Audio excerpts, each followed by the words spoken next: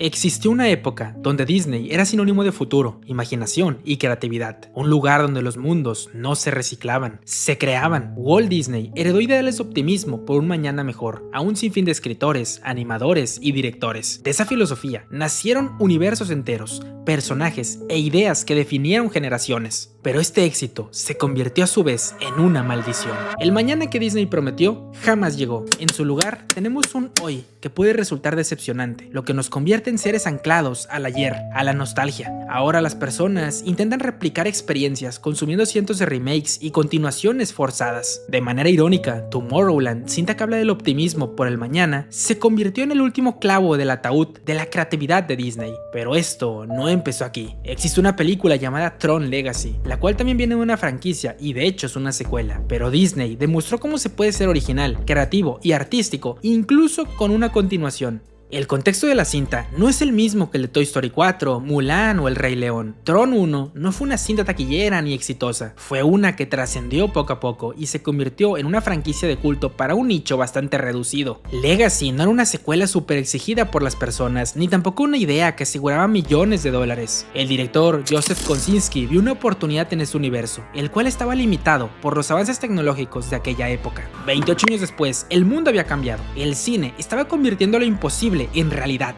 pero el director, al igual que Kevin, estaba por enfrentarse a un problema que lo dejaría totalmente atrapado en la búsqueda de la excelencia.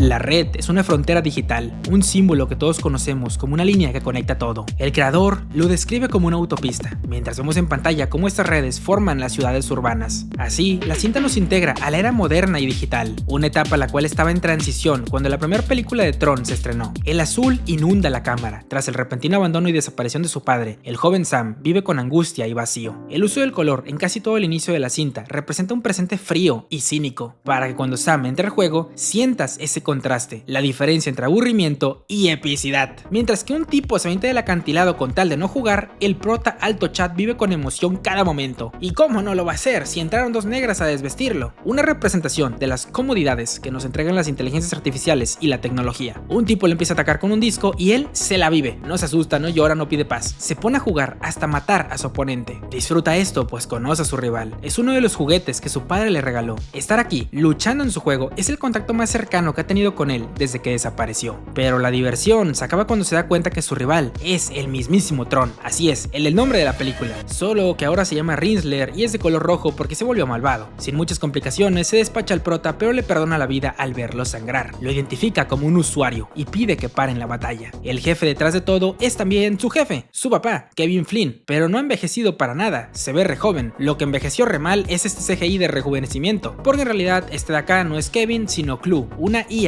creada a imagen y semejanza de su creador, la cual por alguna razón también se volvió malvada. Y hermano, papá, el fuerte de la película es el mundo, todo lo conceptual y temático, ya no solo la estética cyberpunk, sino también otros elementos como por ejemplo el ambiente. Hay truenos en cada momento para representar lo hostil del ecosistema, sí, pero también por la electricidad que mantiene vivo el software, el agua como símbolo de vida, pero también representando la refrigeración líquida. Pelean con discos, que son las unidades de almacenamiento que otorgan identidad a los programas. Y lo mejor de todo, las benditas motocicletas, reforzándose por la idea central, la red como línea que conecta autopistas, además por la urbanización como símbolo de futuro y tecnología. Mira cómo baja Clue, alabado como Dios dentro de este mundo. El hecho de que este ecosistema digital sea por naturaleza futurístico, contrasta muy bien con su gobierno prematuro, que basa todo en la fuerza. Es ahí donde se empiezan a matar, utilizando el resto de las motocicletas.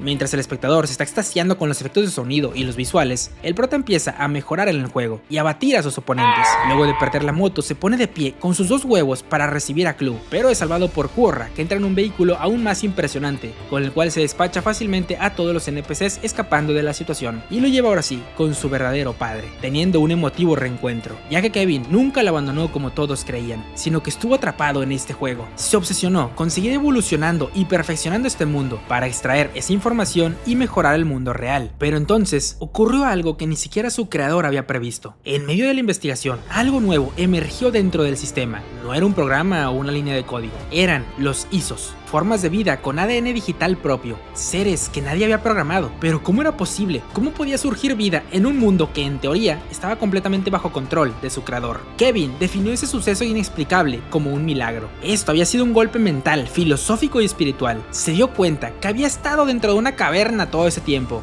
La existencia de los ISOs abría la posibilidad de erradicar por completo las enfermedades del mundo real. Este sería el regalo que Kevin le brindaría al mundo, porque ¿de qué te serviría tanta tecnología, enfocarte tanto en lo futurístico, si al final lo que importa es tu presente, la gente a los alrededores? Pero algo pasó. El problema fue Clu. Había sido programado para construir el sistema perfecto, y en un lugar así, un milagro tiene el mismo efecto que una desgracia, pues son elementos que no estaban previstos, no están sujetos a una lógica, y por ende, no deberían suceder. Quizás Clu veía a los ISOs como lo haría un dios malvado en contra de los humanos. Es por eso que traiciona a Kevin, porque deja de ser el creador perfecto. Tron logra defenderlo y darle el tiempo suficiente para escapar, pero a lo lejos observa un infame acto, una depuración total de todos los ISOs. Pero su plan no terminaba ahí. Fue él quien trajo a Sam al juego. Sabía que solo con su presencia el portal al mundo real podía reactivarse, y cuando eso ocurriera, Clu por fin tendría la oportunidad que llevaba años esperando, escapar del juego y llevar su visión de perfección absoluta al mundo real.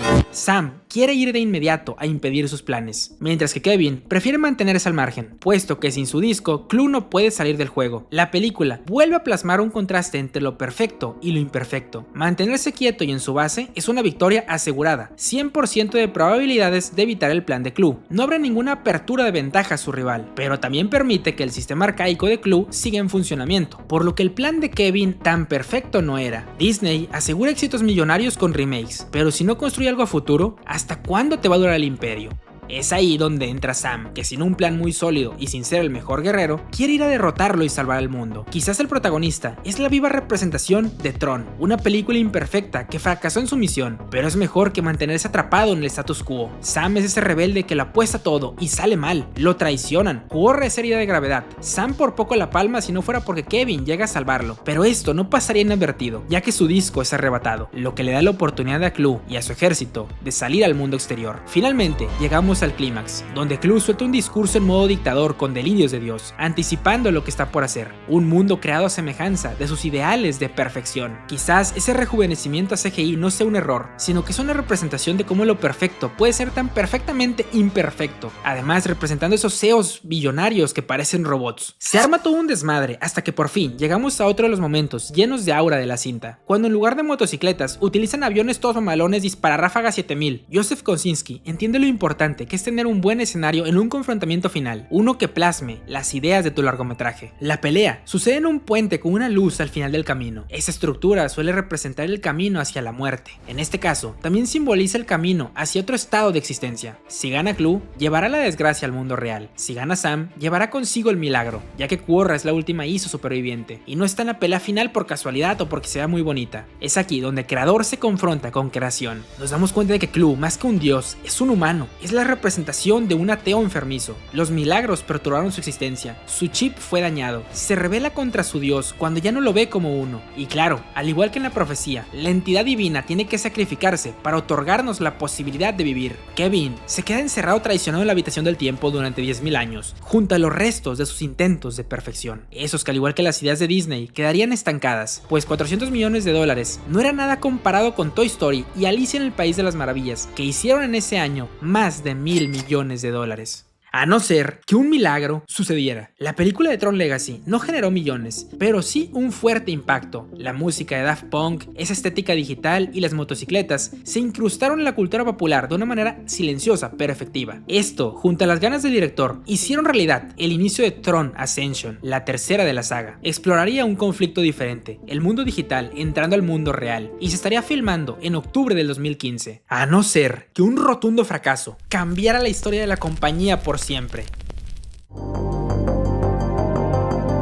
Todo esto nos remonta a Tomorrowland, la segunda película del tridente maldito de Disney. Esta vez no era una continuación a una saga de culto. Tenemos una idea completamente original de Disney, proveniente de sus parques temáticos, una cinta que habla del mañana. Todos tenemos en nuestro interior dos lobos que siempre están peleando. El primero es oscuridad y desesperación, el segundo, luz y esperanza. El que dominará tu realidad será que el que alimentes más. Si todo el día te bombardean de noticias negativas sobre el futuro, aceptarás eso como tu realidad. realidad y progresivamente caerás en la resignación. Casey intenta luchar contra esto. En sus clases, los maestros de geopolítica, biología y literatura hablan de miedos modernos, una inminente guerra nuclear, el colapso ambiental y el control de masas. En lugar de atemorizarse, Casey pregunta cómo lo resolvemos. La historia no inicia con ella, sino con Fran, un niño que a sus 11 años de edad casi armaba un jetpack. Cuando le rechazan el proyecto, una niña se acerca con él y le pide que la siga. Como si fuese un paseo por los parques de Disneyland, van en los barquitos contemplando el espectáculo, hasta que entran a otra dimensión. Un robot arregla su jetpack y logra pilotear por el vasto mundo de Tomorrowland. Al parecer, fue seleccionado y reclutado para trabajar en este nuevo mundo. No solo eso, sino que rápido entabla una relación con Athena. La escena se interrumpe y tenemos a Fran de adulto junto con Casey, uno hablando desde el pesimismo y la otra desde el optimismo, mientras vemos una cuenta regresiva que anuncia algo inminente.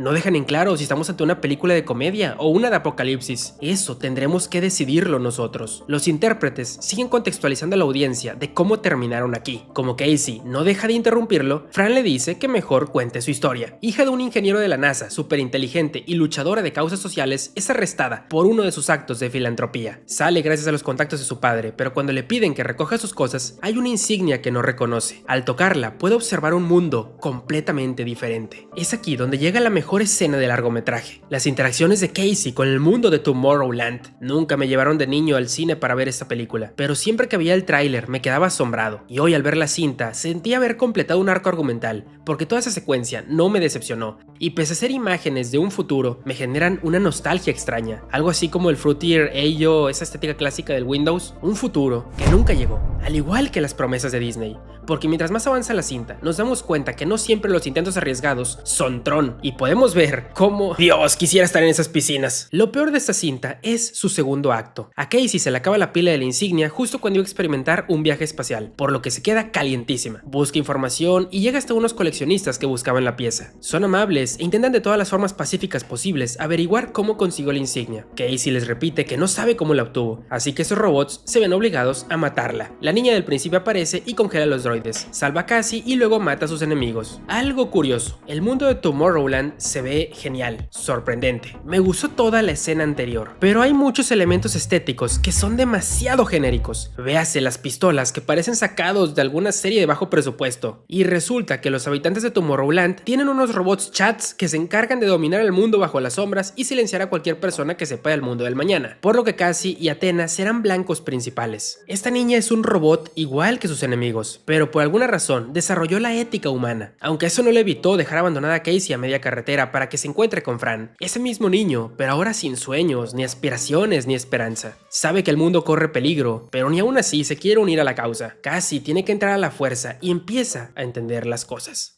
Fran se enamoró de aquella niña sin saber que era un robot sin emociones. No hay tiempo para ponerse tristes. Los chats del mañana han llegado a eliminar el problema de raíz. Y tenemos otra escena de civiles peleando contra enemigos genéricos usando armas genéricas en escenarios genéricos y sin ningún tipo de tensión. Aquí llega una escena que no sé si sea controvertida o no en el fandom, bueno, suponiendo que esta película tiene fandom, pero cuando se reencuentran Athena y Fran discuten como tus papás divorciados, algo así. Aún no es tiempo de hablar de esos temas, pero he de decir que uno de los fallos de la cinta es el trío protagónico. No tienen una cagada de química. Fran y Cassie son el señor amargado con la adolescente que se cree inteligente, y la relación entre Fran y Athena es aún peor. Es un señor a sus 50 años enojado con una niña robot por haberlo hecho enamorarse de ella y dejarlo bateado. Total, la niña orquestó todo para que ambos se reunieran, porque son los encargados de salvar al mundo. Fran como ingeniero inteligente retirado que conoce la verdad, y Cassie como una chica súper inteligente con las ganas de hacer el cambio. Luego van a la Torre Eiffel y resulta que dentro hay una nave espacial para viajar a Tomorrowland. Este detalle es muy interesante y me encanta cuando se hace esto. Jugar con ese tipo de cosas es como meterle conspiración y mitología a estructuras humanas. Un monumento se termina convirtiendo en un símbolo de conocimiento perdido. Es como si la historia de la humanidad fuera un paso a ese mañana. Me encanta, pero me la arruina la música genérica y el grito genérico de Cassie. Cabrón, ya entienden, no voy a ir a Disneyland, le debo 60,000 pesos a BBVA, por favor. Los altos mandos de Tomorrowland se hacen presentes y le muestran la realidad a Cassie. La escena se desarrolla de gran manera. Primero nos presentan el taquión, un elemento que predice el tiempo. Entonces Cassie está mirando el pasado con su papá, feliz y emocionada. Pero cuando cambia el futuro, todo está acabado. Ve varios países sumidos en destrucción y guerra hasta que llega a su propia casa en ruinas. Al malo esto no le importa, puesto que Tomorrowland se mantendrá intacto. Cassie le pide abrir las puertas levantas al mundo, pero Dr. House no puede hacer esto porque los humanos arrastrarán consigo la destrucción. Cosa que es cierta, pero no entiendo el final de este diálogo, puesto que luego se revela que él está manipulando las visiones para hacerles creer a todos que el mundo se acabará y así lo acepten y no hagan nada para cambiarlo. Es una profecía que se autoperpetúa, pero luego él dice que en realidad en el pasado ya mostró estas visiones a la gente esperando que cambiaran, pero en lugar de eso se reasignaron y hasta lo disfrutaron en forma de videojuegos, películas y libros. Este discurso es tan de morro edgy que no sé por qué no lo he visto en ninguno de esos videos de villanos que tenían razón. Sus motivaciones son demasiado rebuscadas para ser un villano que aparece en los últimos 30 minutos de película. Güey, esas visiones, ¿cuándo y a quién se las mostraste? ¿Por qué Cassie, que era una de las pocas personas que sí quería cambiar, jamás las pudo ver hasta ahora? ¿Mostraste un futuro insalvable para hacer un cambio? Ajá, y cuando no funcionó, ¿qué hiciste? ¿Seguirlo mostrando? ¿Pero ahora nadie? ¿Solo los que trabajaban en Tomorrowland? Puedes buscarle una coherencia a su actuar, incluso hasta describirlo como un personaje gris y con matices y complejo. El tema es que suceden como 3 plot twists en los últimos 30 minutos, los cuales se sostienen de la mentalidad del villano que resume todo en un discurso súper mamador y pretencioso. Encima que el villano es tan tonto que antes de mandarlo a Hawái para que muera tranquilo en sus últimos 2 meses con vida, te van a deportar, igual que antes. Se le ocurre saludarlo con la misma mano con la que tiene el control de los poderes. Así que otra vez tenemos a señores y adolescentes peleando. ¡Qué padre! Sí, vean esas armas. ¡Qué padre! La niña robot, badass. Fran va a morir, así que Athena se interpone recibiendo el balazo de lleno. Desarman al villano y no hay manera de arreglar a la niña robot. Fran tiene que despedirse. Y wow, otro plot twist. En realidad la niña sí se enamoró de él, desarrolló sentimientos y todo. Le mostró bitácoras pasadas en sus pensamientos cuando eran infantes, pero nunca pudo decirle lo que sentía por él. ¿Por qué? Pues no se iba a poder hacer nada con eso. Ustedes me entienden, no vivimos en Arabia Saudita. Esa escena es muy extraña y no es por lo que piensan. Bueno, sí, pero no solo por eso, sino que creo que su relación es muy ambigua. Por falta de profundidad y personalidad en los personajes es que no sabes qué carajos está pasando. El concepto es simple. Athena es una niña porque cuando somos pequeños estamos llenos de esperanza, luz y optimismo. No envejece porque el ideal tampoco lo hace. Es la única que se mantiene firme toda la cinta. El hecho de que Fran se la pasa amargado y esté solo esperando a morir toda la película es porque perdió la esperanza. Athena se fue de su vida y creció amargado. Obviamente no es que le siga gustando, pero verla le recuerda ese momento donde estaba lleno de entusiasmo e imaginación. Me molesta que la película tenga tan buenas ideas, pero con cero salsa, cero azúcar, cero personalidad. Al que más odié fue al pinche George Clooney, es una piedra. ¿Quieres saber por qué no me hacías reír jamás? ¿Por qué? Porque no eres gracioso. Al final, resulta que el mensaje del inicio no era para anticipar un apocalipsis, sino para anunciar un nuevo mañana. Una jugada muy buena de los escritores, porque justamente la peli inicia con un conteo regresivo e inmediatamente lo asocias con algo malo. Fran habla de todo lo peor del futuro, Casey lo interrumpe para resaltar aspectos positivos de los avances científicos y tecnológicos. Es un tema de enfoque, tienes que decidir en qué creer, en lo bueno o en lo malo. Y de hecho al final, mandan un montón de Tomorrow Bros al mundo real, a reclutar ingenieros, vagabundos, guardias de zoológico, maestros, civiles, randoms, todos tocan la fichita y se transportan a Tomorrowland, porque cualquier persona puede cambiar el mundo con una pequeña acción. Sí, verdad, es mi culpa por bañarme por más de 15 minutos y no de Taylor Swift por usar su pinche avión para ir por los tacos de la esquina. Uno de los problemas de esta cinta, y por lo que no se hicieron muchas más así, es que ya vivimos en un mundo con resignación y pesimismo. Las grandes compañías no tienen el derecho de criticar al consumidor cuando ni en 100 vidas podremos hacer algo contra una multinacional contaminando y destruyendo ecosistemas. Artísticamente igual estamos estancados en ciertos aspectos, donde cada vez tenemos más refritos y menos identidad. Con el tiempo nos estamos rindiendo. La película claramente fue un fracaso, con un presupuesto de 180 millones de dólares y una recaudación de 209 a nivel mundial. Debido a esto, Disney decide cancelar Tron Ascension, la que se iba a filmar en ese mismo 2015. Y aunque muchos años después salió Tron Ares, fue sin la idea original y sin los protagonistas. Korra iba a evolucionar la medicina por su ADN digital, Sam regresaría por su padre, el mundo de Tron iba a aparecer vivo por primera vez o seguiría siendo solamente un circuito de combate muy bonito. Todo esto no se respondió. De hecho hay teorías de que Korra enfermó. Sí, todo eso fue culpa de Tomorrowland. Y es que Tron les demostró que si haces una secuela, era mejor hacerlo de una película animada de Disney ya exitosa. Tomorrowland les enseñó que no es bueno hacer ideas desde cero, mejor live actions de películas animadas ya exitosas. Tron inició la caída y Tomorrowland la terminó. Pero hay una película que su daño fue aún peor, un fracaso que deja como cosa de niños a las anteriores dos. Y es que Disney quería un universo cinematográfico el cual explotar. El surgimiento de Marvel no era suficiente. Otro conejillo de indias necesitaba ser utilizado para la experimentación. Y no era Star Wars. Esa compra aún no se concretaba. Era otra obra, la que iba a ocupar su lugar. ¿Sabes qué es lo que más me dolió de Tomorrowland? Que manchó la reputación de uno de los mejores directores de la compañía, Brad Bird, el mismo que nos dio Los Increíbles y Ratatouille. Por eso mejor lo dejaron sin chamba hasta que lo regresaron a hacer Los Increíbles 2, manteniéndolo en su zona de confort de la animación, y con una franquicia que le aseguraba éxito, impidiéndole experimentar con nuevas formas de hacer cine. ¿Sabes a quién le pasó lo mismo? A uno de los responsables de WALL-E, Nemo y próximamente Toy Story 5. En algún momento, también intentó incursionar al mundo de live action con el labor de adaptar John Carter, una novela de 1912. Si te gusta Star Wars, Dune o Avatar, quizás deberías agradecerle a Edgar Rice, el creador de esta franquicia. Esta es otra historia donde una persona se transporta a un mundo de fantasía. El título Entre dos mundos delata ese parecido con Tron y Tomorrowland, lo que me lleva a mi siguiente punto. Sí, Disney a día de hoy apuesta casi todos los live actions y secuelas. No le da mucha importancia a sus proyectos nuevos y es rarísimo tener algo original y que sea bueno. Pero antes, ¿era todo perfecto? ¿O también estábamos pasando por una crisis en la que todas las historias eran de normies entrando a isekais para alimentar ese deseo de fantasía y así te endeudes para ir a sus pinches parques? Carter es el típico prota de estas historias, un soldado traumado y retirado, que anda vagando por el mundo hasta que llega Walter White a reclutarlo para luchar en una guerra contra los indios. Él cree que somos una especie podrida por la que no vale la pena luchar, pero termina involucrado de todas maneras. Se mete en una cueva, matan a un random, toca un artefacto y por fin inició la trama. Un grupo de aliens quieren matar al protagonista, pero al notar algo peculiar en él, uno de ellos decide perdonarlo. Carter le dice que viene de Virginia, pero él entiende que su nombre es Virginia, así que le llamará Virgen todo lo que resta del largometraje. Como se pone agresivo, lo mandan a la sala de bebés, donde le llenan la cara de una cosa blanca que le da la posibilidad de entender el lenguaje de Marte. El lore de John Carter no está nada mal. Marte es llamado Barsum. Existen 3 reinos en la película. Sodanga, típico reino malvado que destruye todo lo que está a su paso, liderado por un dictador. Helium es el reino bueno, que se revela a la dictadura. En una de sus tantas batallas, logran arrinconar al rey para matarlo, pero una energía los desaparece por completo. Son 3 entidades místicas que sirven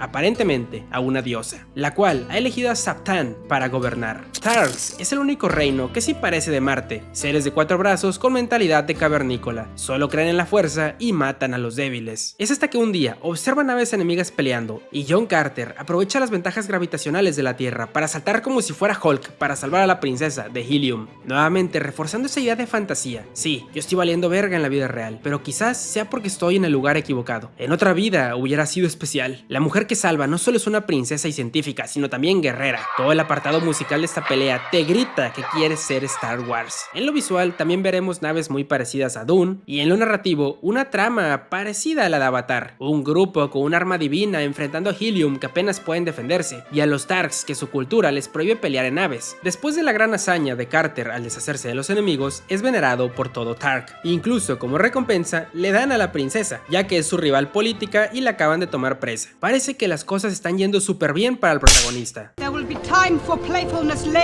Imagínate que existen mujeres así, pero hay hombres que se les ocurre decir: no quiero pelear por ningún bando, rechazo el premio. Y es que en el pasado él fue un soldado al que la guerra le arrebató una esposa y una hija. Cree que no existe una causa lo suficientemente justa para justificar una guerra. Este concepto me encanta, pues Helium se vende como un reino bueno, pero quieren vender a su hija a un dictador para una supuesta paz. Primero pensamos que los Targs serán buenos, ya que salvan al prota, pero rápidamente lo ponen en custodia, luego de entrar a los templos a buscar la verdad sobre cómo llegó aquí, porque esto fue una profanación hacia sus dioses. Fue ayudado por Sarkoja, quien es hija de Tars, el marciano bueno que quiere ayudar al prota, pero en esta cultura cavernícola no existen los padres, todos son hijos del dios raro, y es ahí donde Carter y Deya descubren que la tecnología de los Terns conecta Marte con la Tierra y otros mundos, y son estos mismos quienes hacen aparecer a todos los Targs para que capturen a los protagonistas. ¿Saben por qué John Carter no funcionó tan bien? Porque en lugar de darnos una simple pelea épica y ya, nos dieron una pelea que simbolizaba un duelo. Carter dice: llegué tarde una vez, no lo haré de nuevo. Se sacrifica por su amiga, su mascota y su nueva nalguita. Y mientras pelea contra 200 villanos, no solo se ve badass, sino que la música junto al montaje reflejan cómo está superando su duelo, aceptando lo que perdió para poder salvar a su nueva familia. Sus ataques no son simples espadazos, es él cavando la tumba de su familia. Irónicamente, son salvados por el villano, quien está aquí para desposar a la fémina. Carter tiene que ver cómo su mujer se va con otro hombre, pero no solo eso, sino que todo esto se trata de una conspiración. Los Thern han manipulado todo bajo las sombras, están en la Tierra, están en Marte controlando todo, alimentándose de la miseria y la destrucción. Su habilidad de cambiaformas les ha facilitado pasar desapercibidos. Se vendían como dioses, pero subtextualmente son un sistema, una energía, quizás un mal inherente. Técnicamente no son inmortales, son vulnerables a ataques físicos, pero no pueden morir por vejez y esto lo cambia todo. La falta de mortalidad les ha hecho perder cualquier tipo de causa o propósito. Solo es la destrucción lo que los mantiene vivos. El subtexto de Tron y de Tomorrowland están muy presentes aquí. En el mundo real, Carter ha perdido propósito por cualquier causa humana, tal y como el inicio frío y cínico de Tron, y los Therns han ido de mundo en mundo, destruyendo uno tras otro, y nadie tiene el valor o fuerza para cambiar el destino, pues todos han caído en la resignación. Quizás esas películas parecían ser propaganda de sus parques, esa fantasía podía convertirse en escapismo, pero es en esos momentos donde te das cuenta que no. Tanto Tron, Tomorrowland y John Carter hablan de la realidad, del tiempo, la mortalidad y la importancia de un propósito. Mientras Della está a punto de casarse en una boda que solo tiene como propósito la destrucción de ella y todo su pueblo, Carter está en el coliseo junto a Tars, siendo un espectáculo para la audiencia que está listos para verlos morir. ¿Podemos hablar del mejor momento de la maldita película? Están batallando contra el gigante y ¡boom! Le sueltan otro. Una marciana loca toma a Sarcoja y le dice: mira cómo van a matar a tu padre, aquel hombre que su único pecado fue reconocer a su hija en una cultura que lo prohibía. Sarcoja la toma y la tira del coliseo como carnada para distraer al simio blanco. Vaya que existían mujeres empoderadas hace muchos años. Carter está siendo paliciado, pero se le ocurre una estrategia: enterrar sus cadenas en una dura roca, la toma como arma y le revienta el cráneo. Luego toma el arma de su compañero y en el último instante atraviesa el corazón de su segundo adversario, llevándose el respeto de toda Tarks. Solicita un duelo por el reinado y, como si fuera un paseo por el parque, corta la cabeza del rey. Reúne a toda la escuadra para ir a interrumpir la boda real. El problema es que los Tarks no vuelan, su cultura se los prohíbe. Carter tiene que ir solo con sus dos huevos. Llega al lugar e interrumpe los votos sagrados, pero Zaptan hace llamado a todo su ejército, los cuales tienen una cantidad y fuerza aplastantes. Es ahí donde entran todos los Tarks, rompiendo su cultura, pero ganando 1000 puntos de aura y de entrada épica. Toda Marte se ha unido para derrotar al malévolo villano, pero antes de que pudieran sacar a la verdad, es asesinado por los Therns, quienes escapan para seguir conspirando entre las sombras. Después de una buena chingada, Carter se pone filosófico, deja a su mujer en la cama y él se va a contemplar el cielo. Un soldado le da las gracias por su increíble hazaña, pero tan solo se trataba de un Thern encubierto, y lo manda directo a la Tierra, donde el tiempo ha pasado. A su lado está el cuerpo del general, reducido a los huesos. Dedica toda su vida a investigar sobre los Therns y los medallones para poder volver a Marte. Mientras más se acercaba a la verdad, sentía una presencia extraña. Sabía que lo estaban acechando entre las sombras. Carter está listo para morir, pero antes deja unas extrañas indicaciones para su funeral: cuerpo sin enterrar, sin cremar, en una tumba especial, dentro de una pequeña casa que solo puede abrirse por dentro. Toda esta historia, lo que estamos escuchando, es lo que estaba leyendo su sobrino en el futuro. Protege mi cuerpo. Los Thern están tratando de destruirlo. En el tiempo que te ha llevado a leer esas páginas, quizás ya lo hayan hecho. Tú eres la llave. Su sobrino logra abrir la puerta, pero no hay ningún cadáver y un Thern ya está a sus espaldas para eliminar cualquier tipo de evidencia. Pero en eso suena un disparo. John Carter estaba vivo, había fingido su muerte y orquestado todo este plan solo para quedar como un auténtico chat frente a su sobrino. Finalmente, con el medallón de los Thern, puede regresar a Marte. Y nunca se completó la trilogía. John Carter fue un rotundo fracaso, uno de los peores no solo de Disney, sino de la historia del cine. Su presupuesto fue de 260 millones de dólares, más que el de Superman y parecido al de Amazing Spider-Man 2, sumado con lo que se hayan gastado de marketing. La recaudación fue de tan solo 284 millones de dólares. A diferencia de Tomorrowland, no fue una publicidad para sus parques y tampoco tuvo el impacto de Tron, que vendió mucha mercancía y hasta una atracción exclusiva dentro de los parques de Disneyland. John Carter manchó la carrera de Andrew Stanton. Fue la saga fallida que junto a Tron impulsaron a Disney a sobreexplotar y arruinar a la bendita Star Wars, convirtiéndose en el fracaso más grande del tridente maldito de Disney.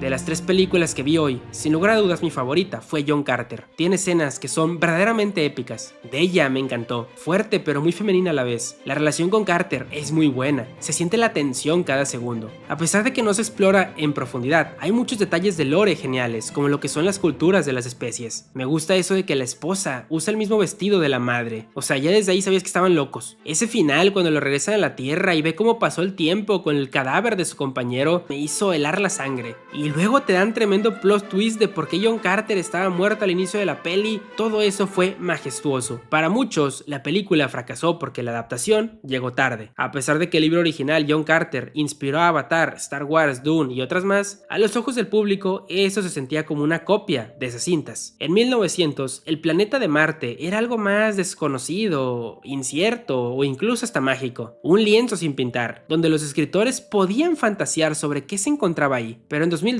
ya le habíamos puesto una cámara encima. Los fans del libro argumentaron que todo Barsoom fue reducido a 3 reinos y que agregaron cosas innecesarias y quitaron elementos sustanciales. Además, ponerle el nombre de John Carter en lugar de la princesa de Marte fue otro tremendo error en la campaña de marketing. Miren, ni Tron, ni John Carter, y menos Tomorrowland fueron películas perfectas. Tron a veces puede pecar de superficial en su mensaje. El personaje que ocupa el nombre de la película es un NPC sin mucha identidad. Su mundo es épico, pero no se siente vivo, por lo que entiendo que no funcionara como universo. John Carter es muy ambiciosa, pero eso mismo le cuesta dejar ciertos problemas en su narrativa. Y Tomorrowland fue un auténtico desastre. Pero al menos fue auténtico. Cada una de esas obras tiene más alma que muchas cosas que hace Disney a día de hoy. La compañía demostró que se puede ser original y artístico con una adaptación y una secuela, algo que no saben hacer a día de hoy. Me gustaría ver más sagas como John Carter o Tron antes que una película del Mandaloriano con Grogu. Incluso preferiría volver a ver Tomorrowland a Blancanieves. Este video no trata de romantizar el pasado como si fuera perfecto, sino de reivindicarlo, de mostrar qué hacía especial y mágicas a esas películas. Cómo la imaginación podía crear cosas imperfectas, pero de esa imperfección nacían películas que nos podían acompañar por siempre, incluso con sus errores.